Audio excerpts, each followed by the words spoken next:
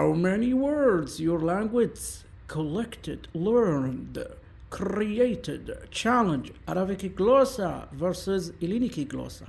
So let's start. I want to win. I am Arabic, so I want to win, but agapimo e la pame. Now you have 150 Torah, Lexis, Edaxi.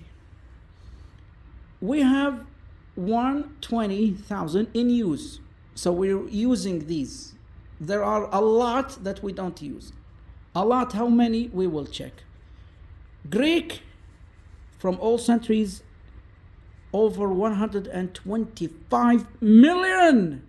But don't get too happy, agapimo. You will be very sad and you will listen to a sad song from Lina Zavgara, agapimo. We won. We won this time, agapimo. We will see you after 1000 century, then things will change. I don't know, probably. 500 million we got. How do we have 500 million? Let's start. First of all, Ellada was central. There are a lot of ancient Greek tribes before they became Greek, such as Ionis, Mycenaeus. It's difficult for me to remember all their names, how to pronounce them, because currently I am learning Greek, Matheno-Hellenic, but I have a notebook and I wrote all of them in Arabic, in English, and in Hellenic glossa. You have a lot, too many tribes, but the ones that I remember are the Ionis. Because we Arabs, we call you Yunan because of the Ionis, and Griki, we call you Igriq. We say Igriq and you say Griki. So you have Griki, you have Ionis, Mycenaeus, I guess. I hope my pronunciation is correct. I need to refine my pronunciation. So let's continue. So you had Ellada, but not everybody was included in Ellada. And then you had the Persian invasion, and this is just history, nothing personal. I mean, ancient history. Then you united yourself under the ideology of Ellada, Olympics. You had the same religion prior to Jesus Christ's birth, peace be upon him. And then you collectively created the identity of Hellenes and Helleniki, glossa, etc. So you had multiple tribes coming from all over Europe, and this is what gave your language a lot of richness, plus most ancient Greek people. And when we say ancient, we mean before Jesus Christ's birth, agapimo, over 1,000 years before that. So it's a very long time. You had a lot of people coming from what is now is called Turkey. Before it was the Byzantine Empire, and before that, so we're talking ancient time here, people. The genetic makeup of these people are mostly J2A, 41.7%, and this is the source, are related to us, Arab people. We are from haplogroup J. Let me make sure everybody understands. So, you have the grandfather. I will simplify. Y DNA haplogroup J. That's the code. What I said right now is the code. From this code branched a single branch, J1. Again, back to the code, J2. So J2 is not the father of J1. J1 is not the father of J2. They just descend from the same source. J2 has J2A and J2B. And most Greek people are J2, and that's why we are mostly cinnamon people. Not all of us. All right, so let's continue. We, in the Arabic language, we learn quickly from other people, and this is learning. نحن نعرب الكلمات. So we learned a lot from the Persian language, from the Akkadian language, from Syriac, from Aramaic, from ancient languages in Yemen, from ancient languages from Iraq, and Iraq is very wealthy with words. And you know the word kuti, which means a canister? Kutu in ancient Akkadian in Iraq, and Akkadian is older than Illinic glossa. It means a can, and it means a vessel to contain wine.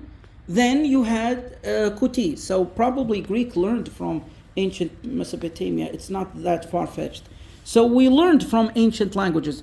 But the problem with Illinic glossa, when it went to Europe, there weren't as many ancient languages as it is in ancient Mesopotamia and in the whole Fertile Crescent. And there's an article in New Scientist, it says that the more that you dig in etymology, learning the source of every language and how did it create or learn its words, its lexemes, you come to the conclusion that the birthplace is the Fertile Crescent for Indo-European languages. So the idea of Semitic languages not affecting other languages is obsolete. When you go to DNA, when you go to science, it tells a vivid story. Why? Because the story in the Bible about the flood did not say that the flood destroyed languages. The flood did not destroy old languages.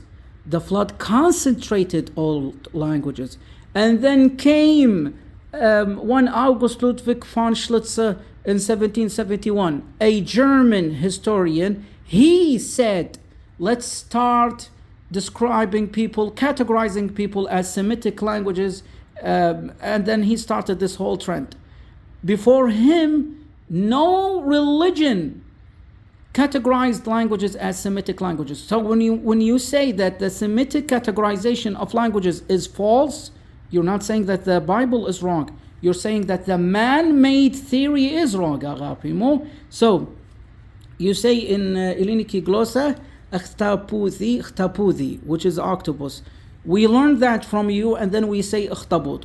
And what is the octopus effect? I call it the octopus effect. I never have seen anybody call this situation octopus effect. You know, the octopus has appendages. It has a lot of appendages, 8 arms, if you will. In Arabic, one word doesn't give you 8 variations. It gives you the amount, probably even more, than the amount of suction pads that the Akhtapoudi has. You know, when you see how many suction pads it has a lot. I really don't know the exact number, but it is huge. In Arabic, one word can spawn a lot of variations. So this is ka, which looks like kappa, not zeta. This looks like kappa. Does it look like a K, isn't it? Just draw a line here. Why does it have a sharp edge? Just like in English and Greek, you say so it's a sharp line. Please check the whole Boba and Kiki theory. Boba and Kiki. It's illuminating. So when you add ka, ta, ba, it means to write. Someone wrote. So I can say katiban, 2 male writers. Yaktuban, 2 male writers writing. Kataba, 2 male writers wrote. Katiban, yaktuban, kataba, katibatan, taktuban, katabata. So 2 female writers wrote, writing and wrote. I'm talking about 2 female writers. Female now. So I switch. It's dual and we have plural. Okay. Kutab, yaktubun, katabu.